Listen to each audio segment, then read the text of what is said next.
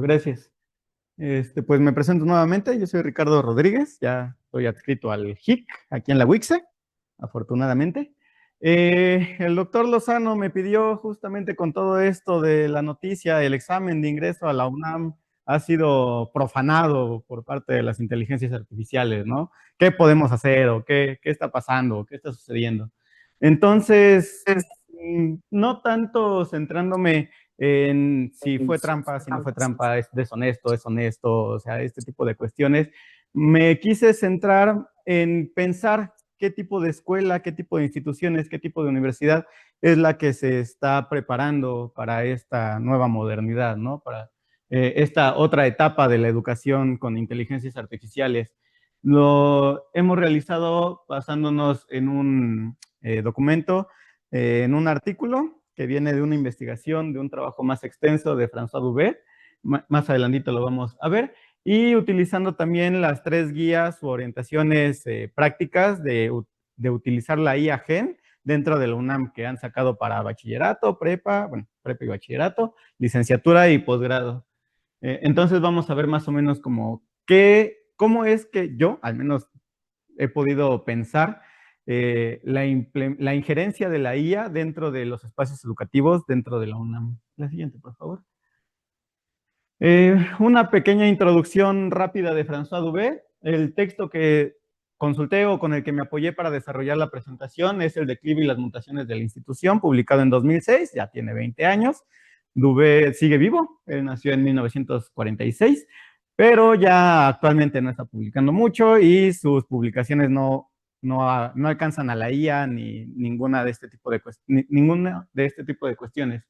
Pero lo que sí nos hace o lo que nos ayuda es que él diagnosticó las instituciones, él pensó qué es lo que hace que una institución sea una institución, ¿no? En este caso, no solo la escuela, sino también el hospital, la justicia y otro tipo de ordenamientos que hay dentro de la sociedad. ¿Y cómo es o por qué es que estas entran en crisis, no? Siempre están en constante evolución, siempre estamos diciendo, híjole, es que las cosas no son como deberían ser y esperando a que algo cambie y nos mantenemos como que en ese proceso de no sedimentación, sino de turbulencia constante. En este punto importante es, él comprende las instituciones con dos factores importantes o dos cualidades imprescindibles. Uno, que instruyen a la gente, en el caso de la escuela es muy sencillo, muy fácil moverlo a este espacio. Nos instruye desde lo laboral, nos instruye desde lo ético, nos instruye desde los conocimientos básicos, etc., etc., etc.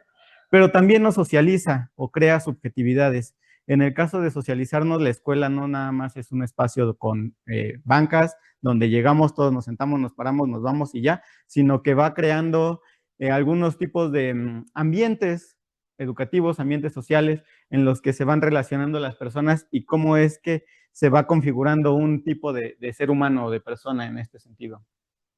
Otra de sus aportaciones fue la sociología de la experiencia. Esto es un concepto que él acuña.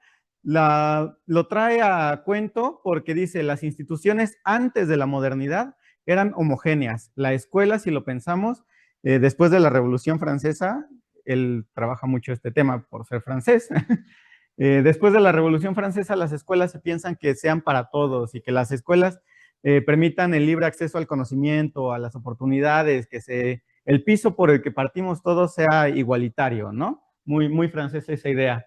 Pero desafortunadamente, por los cambios externos, por los mismos cambios dentro de la institución, por los cambios que se van generando en la historia, económicos, etcétera, etcétera, sociológicos, la escuela ya no es esta misma el elemento monolítico en el cual todos tenemos la misma experiencia y todos entramos y accedemos a los mismos libros, con los mismos exámenes, anotamos las mismas cosas y nos ponen en el pizarrón 50 veces lo mismo y lo copiamos. Ya la escuela es una cuestión muy diferente para alguien que está sentado a mi lado, ¿no? Por las herramientas actualmente de la IA, por los libros que yo consulto, por los maestros que yo tengo, por todo el contexto que viene desde lo cultural, desde lo familiar. Entonces, la sociología de la experiencia intenta demarcar cómo es que las personas están viviendo estas instituciones y cómo es que dentro de cada una de ellas se pueden generar mundos completamente distintos. Y por último, la idea de la mutación, no la extinción. siempre que la escuela está en crisis, siempre que la justicia está en crisis, siempre que la salud está en crisis, dice, no, las instituciones se derrumban, van a desaparecer, la escuela ya no va a servir. Él dice, no, esto no es así, sino que van a ir transformándose, van a ir adquiriendo nuevas responsabilidades, van a ir delegando otras, van a ir segmentándose, especializándose en algunos puntos, pero no van a dejar de existir. ¿Por qué? Porque incluyen esta función de juntarnos como sociedad. La siguiente, por favor. Dentro de lo que es la institución, Dubet nos habla de 4 pilares, por así decirlo, que son los valores, la vocación, el santuario y la subjetivación. Por parte de los valores, son los valores sagrados, él lo menciona así. ¿Por qué lo menciona de esta manera? Porque la escuela republicana toma muchas cuestiones de la iglesia, de cómo estaba organizada el clero para traspolarlo y crear la escuela como tal, ¿no?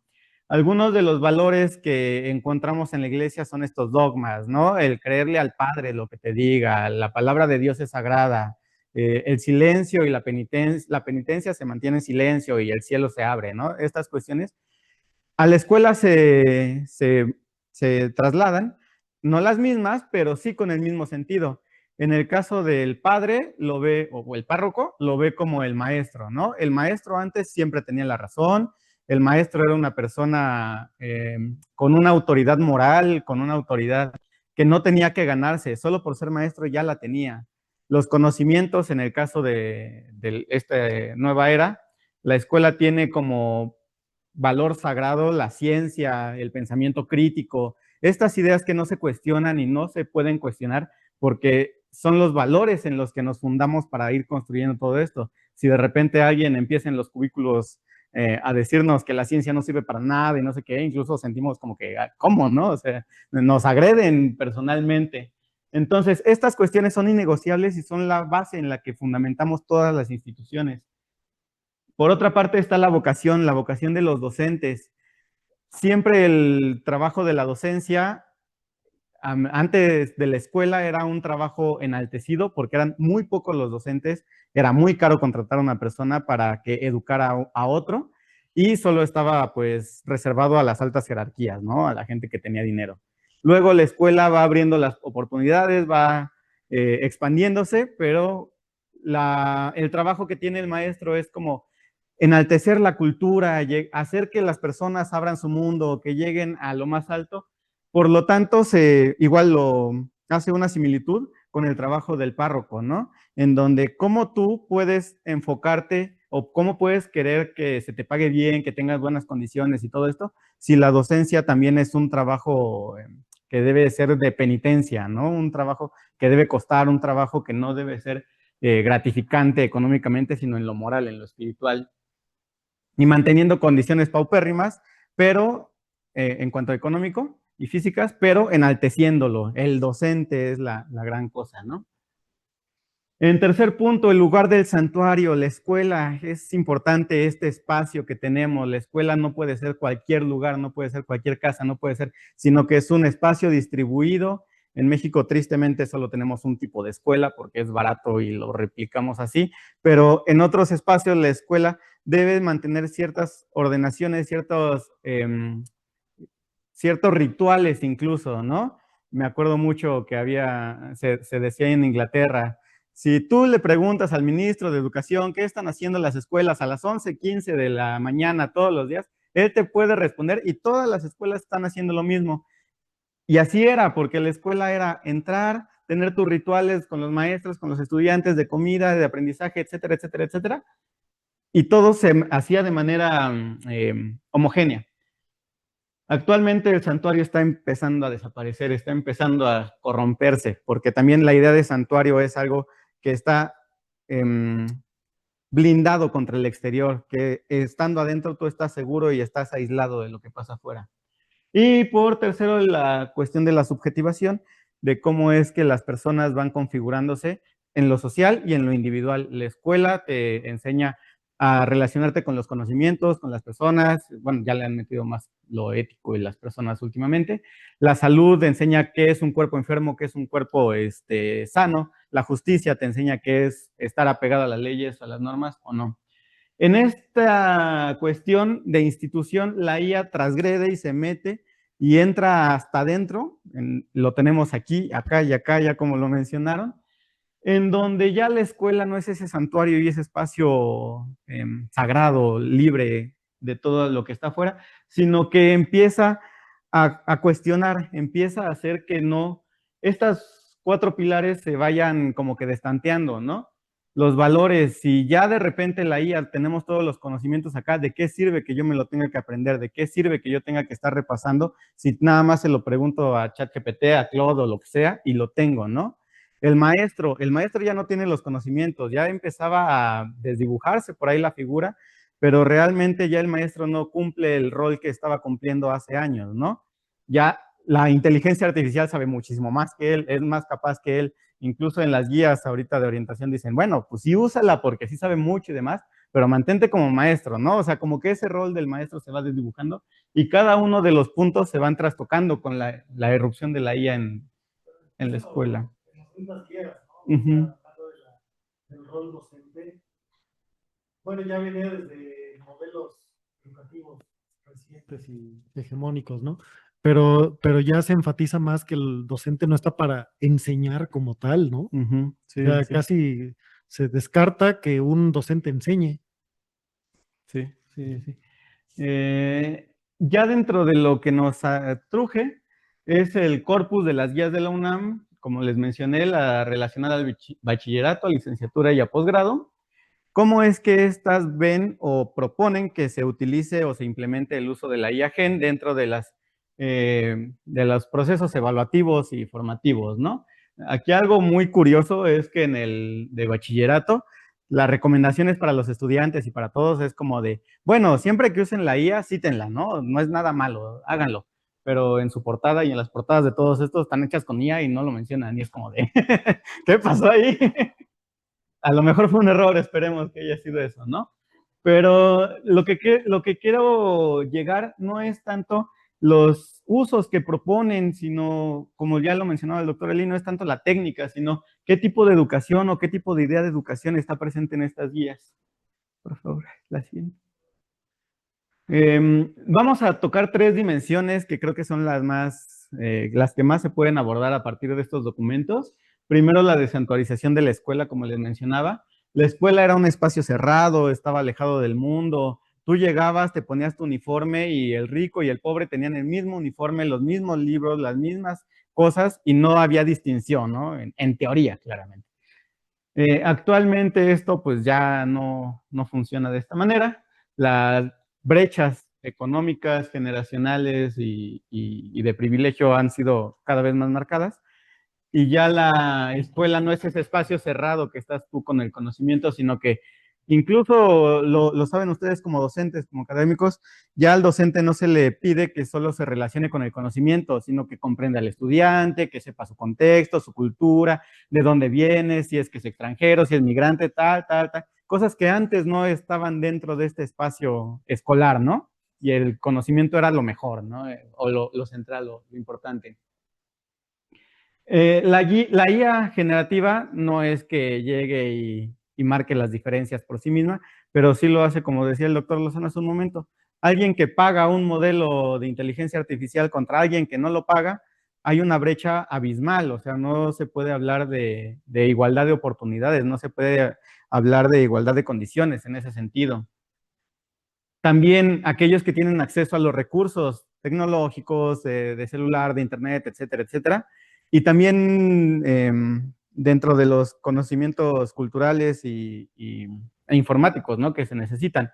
Alguien que le pueda escribir un prompt sencillo, pues va a obtener una respuesta sencilla. Alguien que ya esté más metido, como lo hemos visto, en cómo se estructuran, qué pedirle, cómo pedirle, qué hacer, cómo vincularlo a otras herramientas y todo, le va a sacar muchísimo más provecho, ¿no? Y eso ya está dentro de la escuela. En las guías, en el caso del bachillerato, nos dicen no prohibir, sino solicitar que se cite, que haya un proceso metacognitivo, que se entienda por qué se está usando y para qué se está usando. Y también ofrecer algunas alternativas de participación ante esta brecha digital.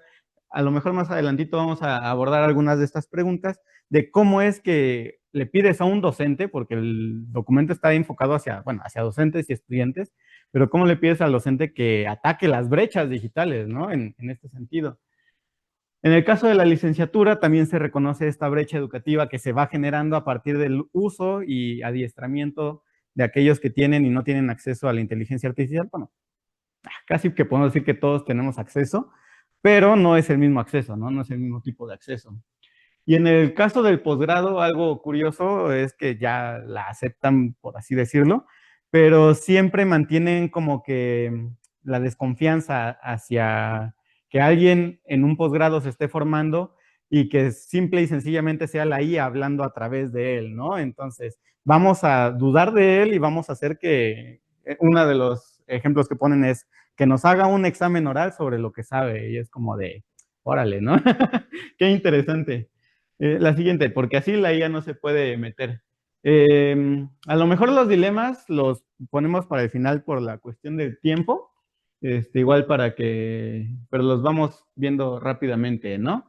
El primero que me surge la pregunta, la idea de cuáles son los valores que se ponen en riesgo del modelo escolar anterior y cuáles son los nuevos valores que se ponen, que se privilegian o que se ponen al centro en esta nueva idea de escuela, ¿no? Si ya el conocimiento, tenerlo en la cabeza no es necesario, ¿cuál es ese otro valor que lo reemplaza? Por la parte, si volver a un aula cerrada, a un examen presencial, como ya lo hizo la UNAM, de híjole, pues ya no se pudo hacer el examen virtual por las mil y un cuestiones que salieron, vamos a encerrarlos a todos en una sede y que lo hagan ahí y así ya nadie me hace el chanchullo, ¿no? Que también lo intentaron, pero por ahí no le salió. Pero esto realmente es una solución para lo que estamos buscando para las nuevas tipos de educaciones, para la nueva tipo de escuela que se está presentando, o simple y sencillamente es un parche temporal que se está utilizando para ver qué se hace después, ¿no? Veremos. Y el tercero, de cómo se resuelve el tema de la equidad relacionada con el acceso a las herramientas de inteligencia artificial. Si bien mencioné que es el acceso a los dispositivos, al internet, a un espacio, eso, el que alguien llegue y te dé una tableta, te dé una computadora, como ya lo hemos visto en gobiernos anteriores, no reduce las brechas digitales, no reduce o no mejora la alfabetización en digital en cuanto a las personas, sino qué es lo que tenemos que hacer, porque también decir, bueno, ese que los maestros, como dicen las guías, les enseñen, que los maestros les hagan, bueno, pues, ¿qué más quieren que hagan, no? O sea, poquito más y les pedimos que sean curas y que den religión también, ¿no? Entonces, la siguiente, por favor. La segunda dimensión es la vocación, el papel del docente y la autoridad. Como les mencionaba antes, por ser docente, incluso ustedes, mis papás, sus papás decían, es el maestro, era maestro, juez y cura, ¿no? Una cosa así, en donde no importaba yo quién fuera, de dónde viniera, si era maestro, ya era una persona respetada, ya era una persona con integridad, ya era una persona con cultura, ya era una persona elevada a los demás, ¿no? Actualmente esta autoridad ya no se practica, bueno, también a veces se pinta mucho de que esto era muy bueno, ¿no? Pero también los maestros se pasaban de canijos, también había cuestiones de violencia, también había cuestiones de abuso de poder, también había cuestiones de todo esto, ¿no? Tampoco idealicemos que antes todo era bello. Pero esta autoridad que tiene el docente empieza a desdibujarse, empieza a decir, es que ya no eres el que tiene más conocimiento, es que no eres el que tiene más autoridad moral, es que no eres tal, tal. Ahora, ¿cómo es que tengo que ganarme esa autoridad? Dubet nos dice, el docente ahora tiene que ser carismático, ahora tiene que caer bien, ahora tiene que buscar el, el apoyo de sus estudiantes día con día tras día y cambia a otro grupo y otra vez y otra vez y otra vez. Y entonces también eso ha configurado una nueva relación que tiene el docente con los estudiantes, porque ya no le importa tanto o no se enfoca tanto como lo hacía antes en la relación con los contenidos, sino en la relación con el estudiante, porque si no lo hace, pues de nada sirve, ¿no? O no podría eh, generar este vínculo con los conocimientos. En el caso de las guías, estos puntos me llaman la atención, que en el caso de bachillerato, la idea o la figura del docente se mantiene estoica. El docente viene aquí, ya no para enseñar, pero sí para ser como que ese guía, ese orientador. Entonces, la inteligencia artificial generativa se va a utilizar nada más como un apoyo, siempre dudando de ella y teniendo que revisar todo lo que nos dice, para que el docente mantenga ese papel que tiene. En el caso de la licenciatura, El mundo de las licenciaturas es muy amplio dependiendo del área, la carrera, la adscripción, etcétera, etcétera. Incluso lo mencionan en la guía, pero siempre se mantiene esta idea de pensamiento crítico, la calidad, la pertenencia de las herramientas, como lo mencionaba el doctor Lozano, no todas las IAs nos sirven para lo mismo, sino que hay que ver cuál utilizarla, en qué contexto y en qué momento. Entonces, la idea también ahí del docente ya no es tanto el docente que viene a enseñar, porque también desgraciadamente dentro de las profesiones y las licenciaturas el conocimiento ha ido evolucionando, transformándose y los currículum no pueden adaptarse de manera tan vertiginosa y no podemos estar haciendo un nuevo programa, plan de estudios cada semestre, cada año, por lo que el docente tiene que ahí sí tener un poco más de apertura hacia el uso de las inteligencias artificiales dentro de la absorción de conocimientos. También se entiende de que ya es una población un poco más mayor, no diré madura, mayor. Y en el caso del posgrado, ahí sí dicen, el rol del docente está cambiando, esto ya es diferente, esto no podemos seguir como estábamos antes, vamos a utilizar nuevos enfoques y nuevas metodologías, siempre y cuando se tenga como que cierta idea de hacia dónde se quiere llegar o cómo o por qué se están utilizando estas herramientas. La siguiente, por favor. Aquí me surgen dos dilemas, que si una, como les mencionaba, el dominar las herramientas es parte del oficio de los maestros, o es algo que se le añade otra vez más al maestro, una carga extra que tiene que hacer.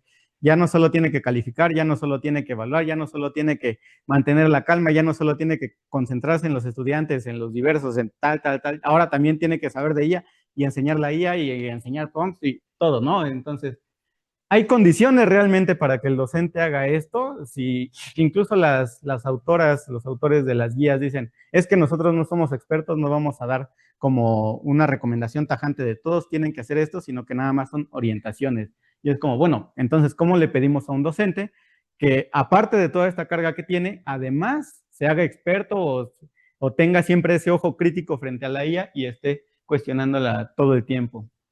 Y en el caso del bachillerato, como les comentaba, se mantiene esa figura, quizás por la cuestión de la edad, como se los mencionaba, de mantener al docente no en el centro, pero sí como figura importante, mientras que en posgrado y en licenciatura va desapareciendo.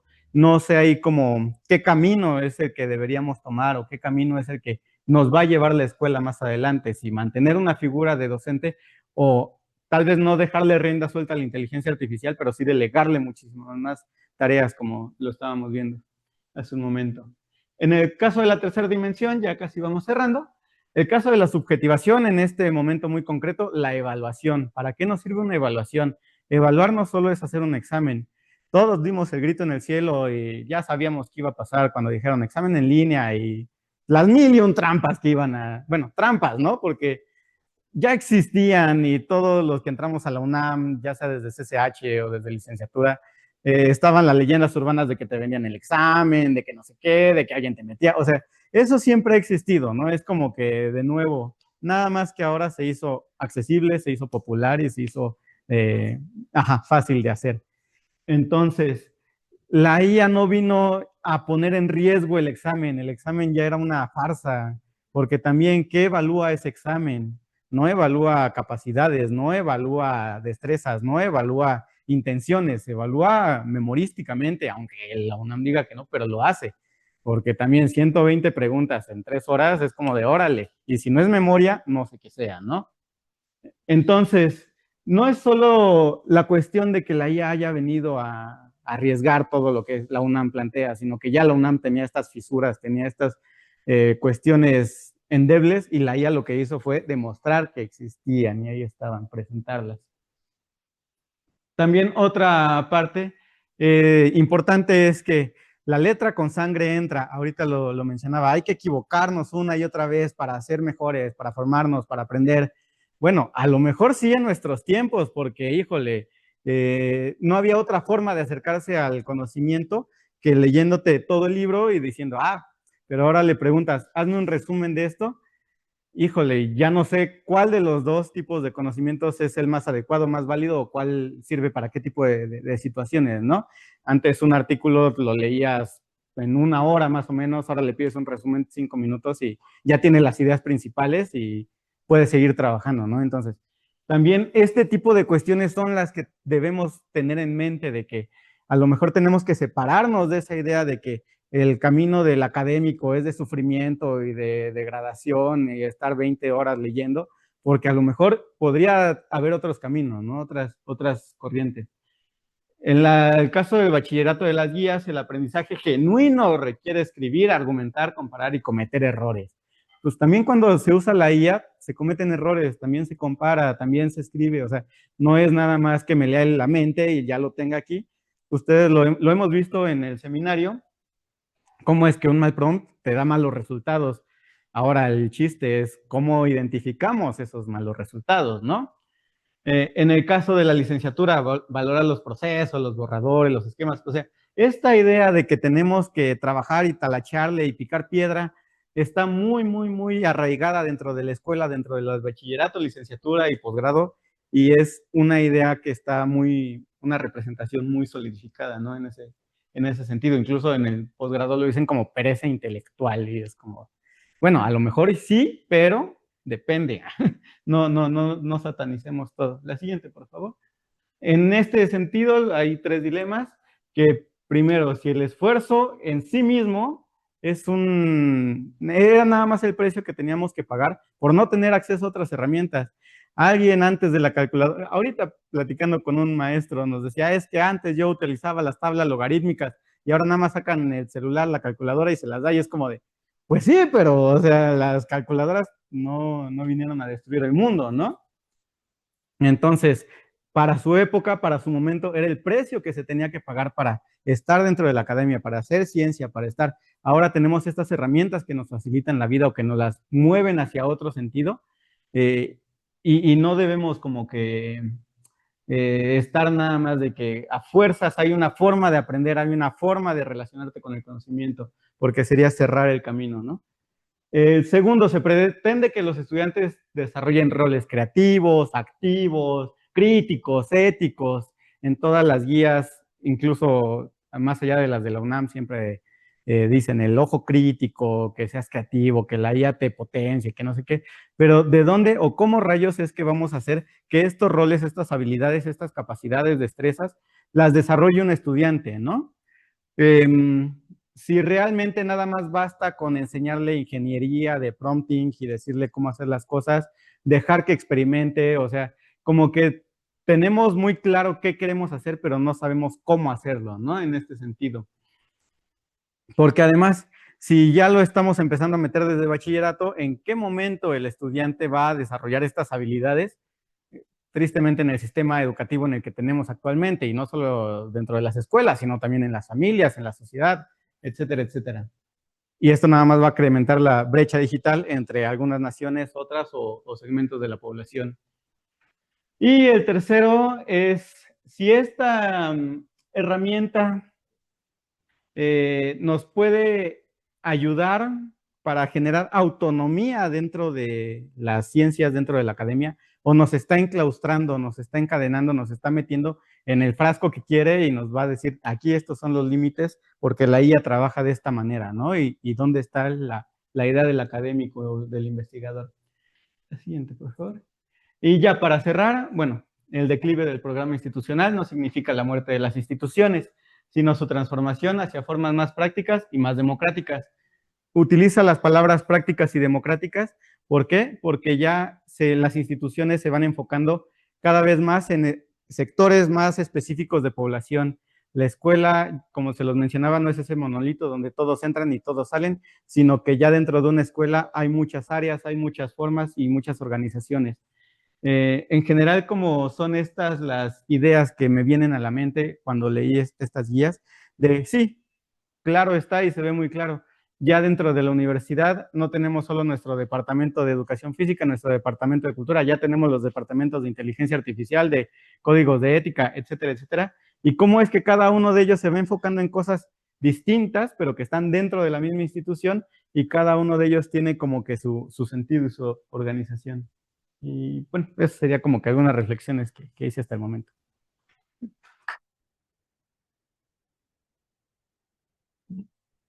Muchas gracias, Ricardo. Yo lo que propondría sería discutir colectivamente los dilemas, básicamente, ¿no? A partir de las impresiones que tengamos de lo sucedido recientemente con el examen, con los nuevos acontecimientos que han surgido en torno a la inteligencia artificial y los nuevos riesgos que aparecen. Las mismas guías incluso por ahí tienen unos apartados que me parecieron interesantes donde habla de las trampas de los estudiantes también, ¿no? O sea, este, o las trampas en las que uno mismo cae también, ¿no? Eh, entonces, a lo mejor podemos centrarnos un poquito en los dilemas. Creo que en la diapositiva 6 están. En la 6, 8 y 10. Ajá. Bueno, a ver, vamos a ver los de las 6.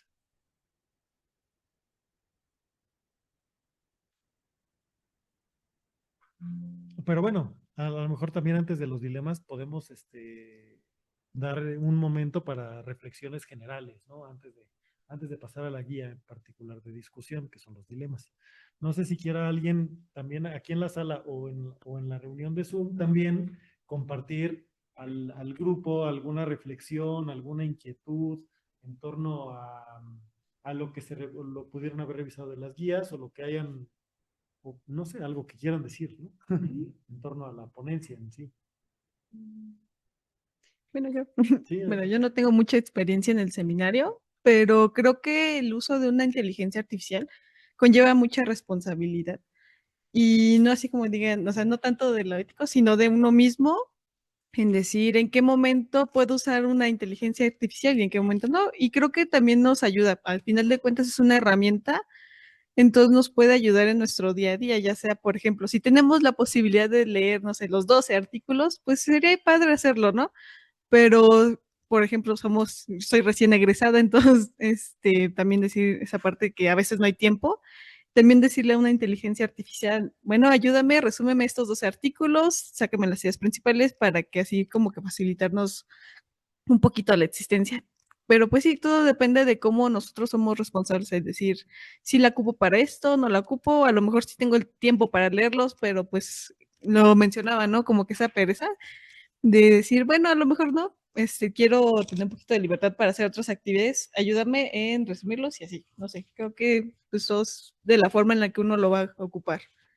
Y bueno, también me pareció muy interesante, ¿no? Como mencionaban de que la IA a veces ya con un docente va a ser quien nos va a interpretar, ¿no? Creo que tampoco dejar de lado al docente, aunque sí puede que tenga mayor información una IA, pero al final de cuentas creo que el docente es el que nos guía y el que nos va a dar esa traducción de tanta información que a lo mejor no conozcamos o ya conozcamos, pero siempre el compartir con una persona un poquito más de lo que ya sabemos, como que nos abre un panorama diferente. A lo mejor todos ya leímos el mismo artículo, pero cuando lo compartimos con una persona nos da como que otros puntos de vista. Entonces, como que, pues sí, es un poquito fusionar ambos, intentar encontrar un equilibrio. Ah, sí, adelante, adelante. Adelante en Zoom. ¿Ya? ¿Puedo hablar? Sí, sí, sí, sí. Adelante, la escuchamos, doctora. A mí se me hace muy interesante el ver como este enfoque en la educación y se me hace interesante el poder cuestionar este papel del docente, ¿no? En esta explicación que nos hacían, creo que eso es algo importante porque no creo que muchos, ni en la licenciatura ni en el posgrado, haya que se crean los que saben todo o los que ya van a perder todo, o así hay mucha gente que está en contra de la IA porque sienten que van a perder muchas cosas. Entonces a mí se me hace interesante ver como cuál es ese papel de docente que tenemos, ¿no? Y se menciona mucho de llevar a los muchachos a un pensamiento crítico, el cual toda la formación se les quitó. En el jardín de niños hacen muchas cosas y crean muchas cosas, pero después ya se les dice que no piensen. En la licenciatura hay mucho que no, o sea, cada idea tiene que estar respaldada por un autor, las tuyas no valen. Y entonces, después queremos que en el posgrado tengan ideas y tengan creatividad. Y esa también se me hace una idea muy importante que ahora sienten que la IA va a quitar la creatividad. Y diría yo, ¿cuál creatividad? Si ya se las quitamos en toda la formación anterior, ¿no? Y pensar también en esto cuando no se deja hacer al estudiante las cosas, tiene que hacer esto y lo tiene que hacer forzosamente y no se le deja exponer esas cosas, ¿no? En las guías que mandaron también mucho se enfoca a hacer las guías, la evaluación con la IA. Yo no he llegado así como a tanto, pero se me hace que sería interesante ver cómo la usamos en la docencia. Me parece que el número anterior, bueno, el primer número que salió de lo de la IA era enfocado como a cómo lo usamos en la investigación, pero dado nuestro papel docente, se me hace que sería interesante ver cómo lo usamos y cuál es como nuestra creencia de eso, ¿no? Cómo lo llevamos a nuestros diferentes espacios y cómo estamos pensando, nosotros concebimos que la IA nos puede ayudar o nos puede entorpecer las cosas, ¿no? Creo que es un buen momento, pues, para reflexionar en esta parte también docente, ¿no? No nada más como investigar, sino también dentro de la docencia. ¿Cómo la podemos incluir o cómo la hemos incluido o cómo no queremos incluirla o cuáles son esos temores o esas cosas que tenemos, ¿no? Porque en esta presentación que nos hizo, se me fue su nombre, perdón. Ricardo. Ricardo, perdón, Ricardo. Me surgieron muchas ideas, ¿no? De cómo lo hacemos. Y creo que todos cuando iniciamos así el semestre decimos, no, voy a hacer esto, voy a hacer lo otro. Los tiempos, la cuestión administrativa nos llenan de muchas cosas, ¿no? Pero creo que sería, ¿y cuál es la idea que tenemos nosotros de docentes? Nosotros trabajamos en la mayoría ya con personas adultas, ¿no? Con muchachos ya adultos. ¿Y qué es lo que les estamos formando? Y ellos también cómo asumen, yo en las presentaciones que hago al inicio, ellos asumen que hay que hacer todo lo que diga el maestro para pasar. Ellos no pueden expresar ni hacer otra cosa. Entonces, creo que sería una buena reflexión el pensar en esta labor docente. Muchas gracias. Muchas gracias, doctora. Sí, de hecho, también es algo que me gustaría que pudiéramos aquí desarrollar en el seminario. Eh, por eso proponía la parte de eh, las guías de evaluación del aprendizaje, porque tienen elementos muy interesantes desde la concepción misma de la evaluación y por lo tanto también de la docencia, porque pues en este caso en el entorno escolar no hay docencia y sin evaluación, son dos acciones que van de la mano. Pero me recuerdo mucho, por ejemplo, en las guías habla de la evaluación del aprendizaje, para el aprendizaje y con el aprendizaje es la tercera, ¿no? Ahí hay una concepción muy interesante de la propia práctica educativa y que tanto los estudiantes como los docentes podrían transformar en gran medida sus acciones y sus intenciones y su sentido educativo dependiendo de dónde lo ubique, ¿no? La docencia, la evaluación del aprendizaje, decía, es esa que se está centrada en la calificación, digamos, ¿no? Un poco como lo que sucede con el examen de admisión a la UNAM. O sea, es una evaluación centrada en obtener un resultado específico, pero no necesariamente, como lo mencionó Ricardo, eso significa que hubo aprendizaje. Y bueno, ustedes como parte del grupo de aprendizaje humano precisamente, pues tendrán muchísimo que decir al respecto, ¿no? O sea, memorizar, responder un examen no implica pues un aprendizaje tal vez más allá del memorístico o del enfocado en responder esa prueba. La evaluación, la otra que mencionaba es la evaluación para el aprendizaje, ¿no? Para el aprendizaje, o sea, es una evaluación que se realiza más de carácter formativo y que deja de lado tal vez la calificación, pero que se centra precisamente en evaluar para lograr aprendizajes. Y ahí hay una dimensión completamente distinta, ¿no? Por ejemplo, habla de enfocarse en los procesos, en ver los fallos, en ver, etcétera, etcétera. Y eso me parece interesante, pero cambiaría en gran medida mucho de lo que los docentes hacemos. Y además mucho de lo que los estudiantes también piden, ¿no? O sea, a veces a los estudiantes ni siquiera tampoco les interesará muchísimo aprender mucho de materias, de ciertas materias que tal vez no les encuentran mucho sentido en su formación profesional y quieren una calificación y se centran en eso y todos sus esfuerzos están centrados, por lo tanto, en la calificación. Ahora con el examen, por ejemplo, yo veía algunos reportajes de muchos TikToks y videos que se hicieron de gente que decía, bueno, pues el examen es un trámite, ¿no? Así que, ¿por qué no por qué te angustias estudiando? Aprende a responderlo o utiliza las herramientas que tengas que utilizar para pasarlo y continuar adelante con tu vida, ¿no? Y tus objetivos, no como un reto cognitivo, sino más bien como un trámite que se debe de pasar. Y entonces, pues sí, es un fenómeno muy interesante y que en la IA evidentemente pues está bien metida en todo esto, ¿no?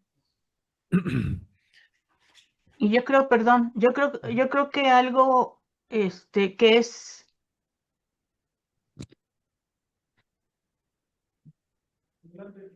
¿Sí? ¿Puedo hablar? No. Sí, adelante, doctora. Muchas gracias. Yo creo que eso también es importante cuestionar, pues finalmente nos piden una calificación y finalmente es más fácil hacer esas preguntas de memorización, como decía Ricardo. O sea, y así es más fácil evaluar y decir si sabes o no sabes, aunque no tengamos ese entendimiento de qué es el saber, ¿no? Cuesta más trabajo pensar y hacerlos pensar. Entonces, como que creo yo que toda la formación es repite, repite, repite, ¿no? Y hay ocasiones, así como dice en el libro, así tienes que contestar. Entonces empiezan a memorizar y uno aprende para el examen y después ya no te acuerdas, ¿no? Bueno, yo creo que es un mal necesario este tipo de exámenes porque son de opción múltiple de entrada. Un examen un poco más eficaz para detectar ese tipo de procesos, pues sería escrito, pero ¿quién lo va a calificar? Entonces, este tipo de exámenes de opción múltiple, pues es creo que la única opción que queda viable, siendo tantos miles y miles de aspirantes como para poder hacer una evaluación.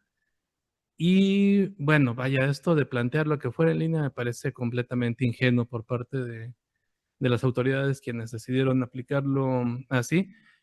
Y creo que esto de las trampas, pues es un reflejo de dos cosas. Por una parte, un reflejo de la alta dependencia que estamos teniendo de la tecnología y que le hemos delegado la tecnología, olvidémonos incluso de la IA, sino la tecnología en general, de cosas que deberíamos estar haciendo de una manera más, más formal, como es este tipo de exámenes. No se pueden hacer en línea. Por supuesto que va a haber trampas, no hay de otra. Y la otra parte que creo que tiene un poco de responsabilidad es esto de en aras de la pluralidad y de dar la oportunidad a todo el mundo. Yo vi cuando empezó a salir la noticia de la IA con lo del examen, vi la noticia del examen planeado en línea, hablando de todas las virtudes, de que es que todo el mundo lo va a poder hacer, no se tienen que desplazar hasta la ciudad para poder hacer el examen, en aras de la pluralidad según la universidad, y acabamos en este embrollo, ¿no? Entonces, si alguien pretende venir a estudiar a la ciudad, pretende venir a estudiar medicina en CEU, y es alguien que está en Yucatán, de todos modos, en algún momento va a tener que venir a vivir a la ciudad. Entonces, el hecho de hacer el esfuerzo por venir a la ciudad a presentar el examen, ni modo, pues es una vez, o como lo están haciendo ahora con sedes, ya en la próxima vez parece que va a haber en Mérida, etcétera, ¿no? Creo que esa sería más que nada la solución, pero estamos dependiendo mucho de la tecnología y no solamente ya en este sentido, o sea, yo veo que las clases de posgrado ya son en línea. Antes era ir a esto, ¿no? Lo que dice volver al aula cerrada, estar en contacto directo con los profesores, estar en contacto directo con otros estudiantes, y esto lo ha deshumanizado, me parece que de forma brutal, ¿no? El hecho de estar completamente desapegados de la educación Y eso, las clases que yo he visto ahorita de posgrado en línea, bueno, se ven las ventanitas de Zoom y están los estudiantes conectados. Pero, por ejemplo, en Swayet ni siquiera es obligatorio tener una sesión en línea. Los profesores deben estar dispuestos a darla, pero los estudiantes no tienen por qué conectarse, pero ni por nada en el mundo se les puede obligar a tomar una sesión presencial en línea de 1 hora al semestre. No lo pueden hacer, no pueden obligarlos. Entonces, pues esto es completamente deshumanizante de la educación. Yo simplemente hago mi trabajo con una IA, se lo paso al profesor, el profesor me califica y ya, al final, ¿qué va a pasar con ese proceso educativo? Yo creo que está muy, muy complicado, pero otra vez es en aras de la pluralidad, que todo el mundo pueda tener supuestamente bajo esos principios el acceso a la educación. Y por otra parte, la dependencia tan brutal que estamos teniendo de la tecnología.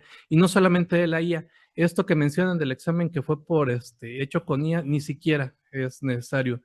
Si este examen se hubiera hecho hace 20 años, que ya se podía hacer en línea, era posible, ya había cámaras, ya había webcams para poder hacer el examen y tratar de que no hicieran trampas, sin IA, o hace 10 años que también se podía hacer sin IA, de todos modos hubieran hecho trampa. ¿Cómo? Googleando.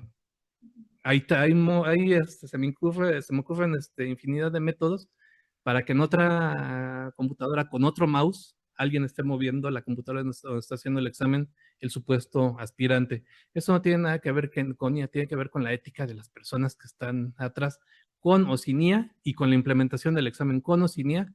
Este examen estaba puestito para hacer trampa. Y en los otros exámenes de posgrado y de bachillerato, yo creo que hay por ahí alguna manera de tapar el escándalo, pero yo creo que tenemos que volver, como dice ahí, un poco más al aula cerrada, sin dejar de lado, por supuesto, la tecnología, ¿no? Pero el hecho de que le estemos abriendo la educación simplemente, órale, van ahí en línea, ahí como puedan, y que ni siquiera, como en el caso de Swayet, tengan la obligación los estudiantes de presentarse una sesión en vivo desde sus casas, sí me parece ya un exceso.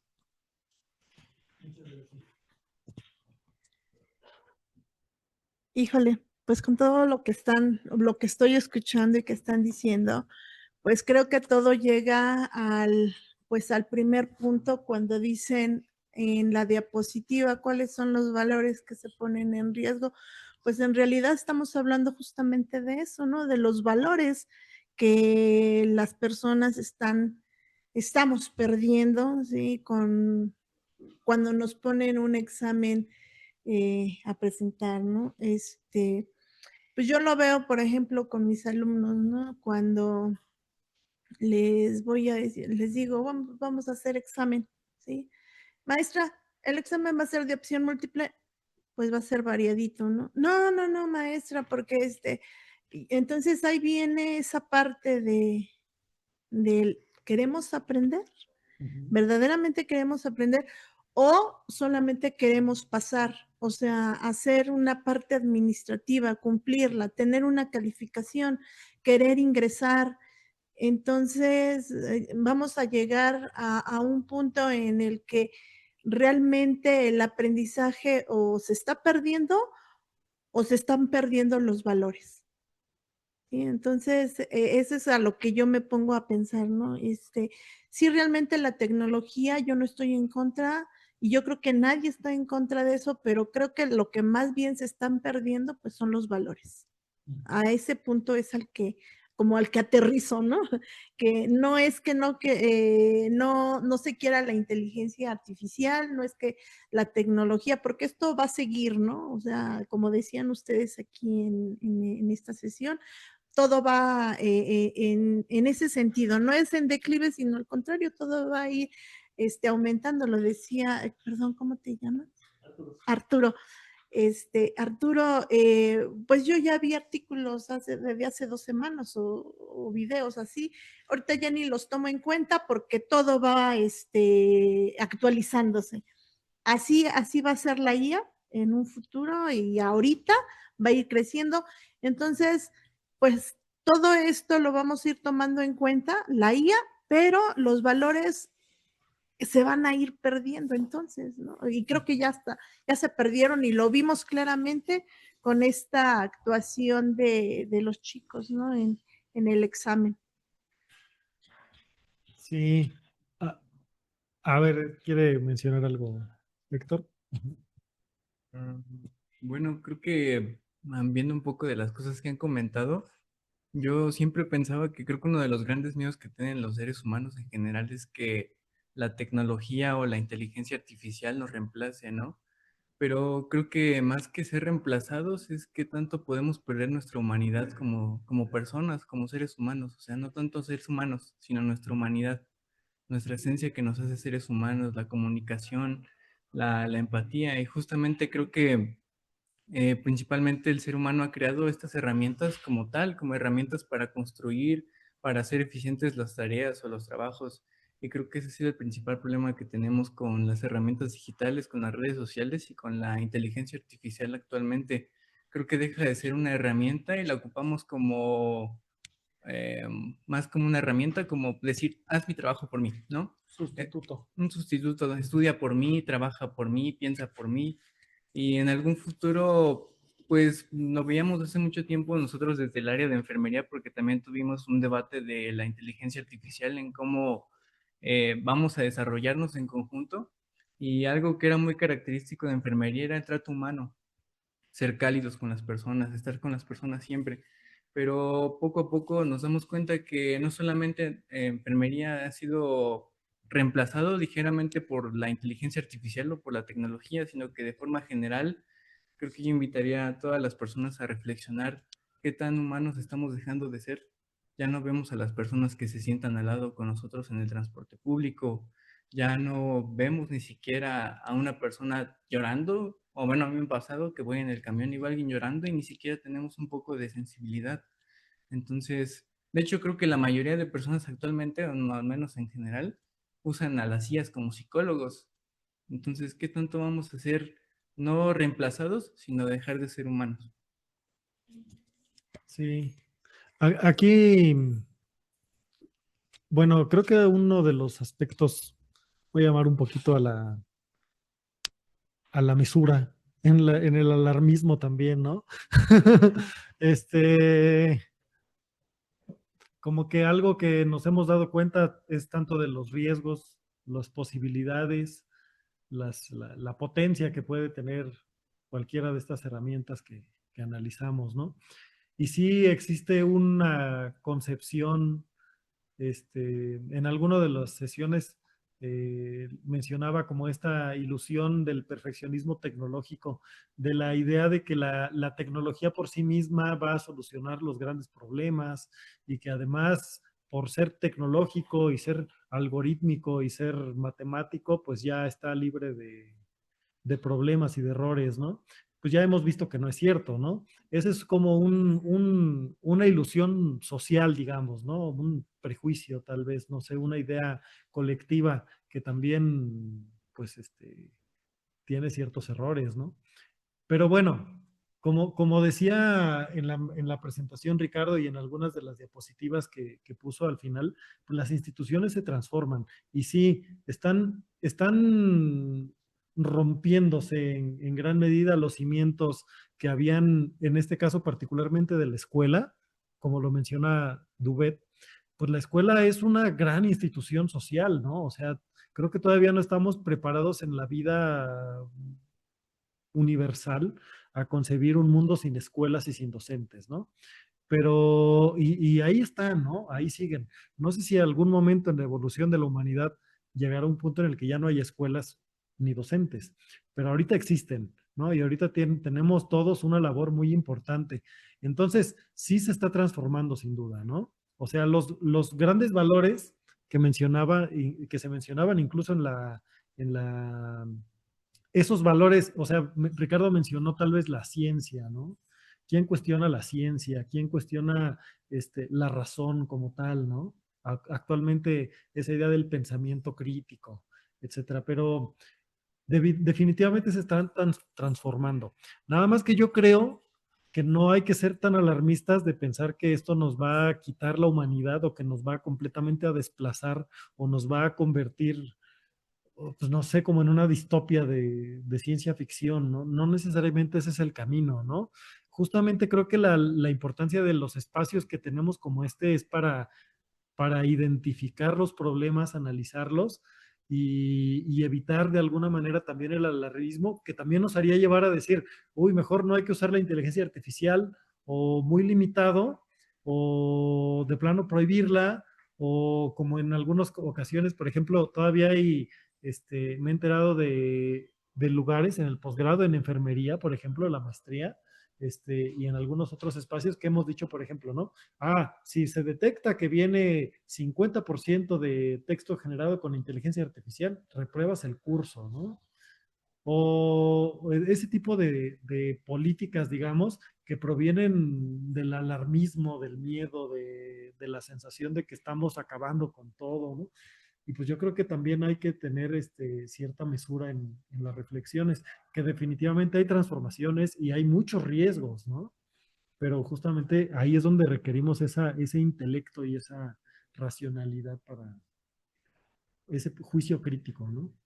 Para ver el rumbo más adecuado. Sí, precisamente por eso lo de volver, creo que a los espacios, nada más para concluir, de volver a los espacios cerrados, porque el hecho de que dejemos todo, la educación, bueno, en el caso del tipo de educación que es a distancia o como menciono ahora, ¿no? En los propios asignaturas de posgrado, que yo veo que pues, son a distancia, el hecho de tener el contacto con los profesores y con los estudiantes, pues uno como estudiante es importante. O sea, creo que dejar todo así como que, pues lo podemos hacer más fácil, ya todo en línea, como nos enseñó la pandemia a bien utilizar algunas herramientas, pero también nos acostumbró ay, mira, así es más fácil, ya dale todo en línea. Y pues no, yo creo que parte de la formación es ese espacio cerrado de estar en un aula en la intimidad con los profesores y con los compañeros estudiantes y tener esa formación. El hecho de que ahí me tocara ir a CU 2 veces por semana en el tráfico y llegar temblando a una materia que era bastante pesada, pues siento que forjó también parte de mi formación académica y el carácter de poder enfrentar ese miedo a esa materia que era bastante difícil, ¿no? Cosa que ahora pues simplemente te quedas en tu casita, apagas la cámara, si te piden que la prendes, pero si quieres estar poniendo atención, pones atención, si no, no. O sea, realmente la educación a distancia es lo que creo que se debe de regular. No que no exista, es increíblemente buena para acercarse, ¿no? Pero el hecho de que deleguemos todo hacia allá, en muchos aspectos, y que sea completamente ajeno a la interacción humana, creo que ahí es por donde no debería ir la cosa. Más que de lo del uso de la IA, creo que es esa interacción humana la que se está perdiendo. Sí, claro. No sé si hay algún otro comentario. Tenemos otras, aquí estábamos viendo, bueno, creo que no están viéndolo en Zoom, pero los primeros dilemas que se presentaron en la presentación, los valores que se ponen en riesgo y cuáles son los nuevos que se instauran con la IA, volver el aula cerrada, por ejemplo, el examen presencial es una solución legítima o un parche temporal, cómo que resuelve el tema de la equidad relacionada con el acceso a las herramientas de inteligencia artificial. A ver, vamos a pasar a los otros dilemas que están en las diapositivas posteriores. Dominar la herramienta es parte del oficio o una exigencia añadida sin condiciones para cumplirla, para los docentes particularmente, ¿no? O sea, nosotros ya estamos por aquí discutiéndolo, pero hay muchas ocasiones en las que ahora ya viene, bueno, ya usan IA, ahora tienes que también dominarla para que los estudiantes no te rebasen. En el bachillerato se pugna por mantener la figura del docente, mientras que en el posgrado se propone una reformulación, qué camino tomar. Y en la siguiente diapositiva de dilemas, ¿el esfuerzo es formativo en sí o era el precio de una época sin alternativas? Se pretende que los estudiantes desarrollen roles creativos, activos, críticos y éticos. ¿Cómo se forman estos roles? Andamiaje o muleta. La misma herramienta sostiene la autonomía y puede sustituirla. ¿Qué traza la línea? Bueno, pues no sé si hay alguna reflexión en torno a estos otros dilemas que se nos presentaron ahorita en la presentación. También en Zoom invito también a que a quienes nos acompañan puedan participar. O alguna reflexión en general, digamos, ¿no? De esta situación.